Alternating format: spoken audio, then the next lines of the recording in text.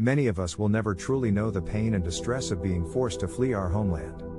But a British teacher, Zoe Salim, has brought us a terrifying story of the escalating violence she and her family witnessed and felt when they were forced to escape Sudan due to an outbreak of fighting. Salim had visited the country numerous times over the last 8 years, and was in Khartoum visiting family for Ramadan. In spite of the political unrest in the wake of the coup that took place in 2019, there was still a feeling of unease as security checkpoints were increasingly heightened.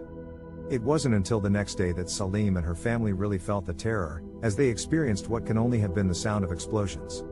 Turning to the news, the severity of the situation became clear. With their home in Khartoum being near to the violence, Salim wasn't sure if they would be able to stay safe. Unfortunately, the tension was only further escalated with their water supply being cut off. Desperate to escape, Salim and her family negotiated to secure a bus, paying the highest bidder. This was in spite of being unable to get in contact with their embassy, as the line remained dead.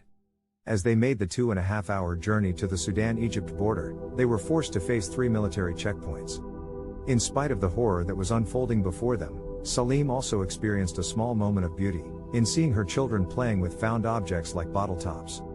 But with no food or water for 2 days and a lack of being treated like humans, the conditions of the wait for the visa section were appalling. It wasn't until the small hours of the morning that the family were eventually allowed to enter Egypt. Salim and her family are safe in Egypt now, yet their trauma will take its time to subside.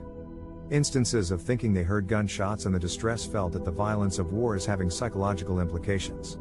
No matter how short or long the exposure, war is always a cruel and inhumane business that should never be taken lightly. This story serves as a wake-up call to us all, to provide support to people in similar situations and to act with compassion towards those affected by war and the fight for freedom in their country.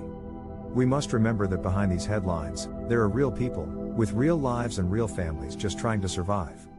Let us not be apathetic to these stories, and instead take away the valuable lessons that come from such tragedies, to never take our peace and stability for granted and to stand in solidarity with all fighting for freedom and justice for their people.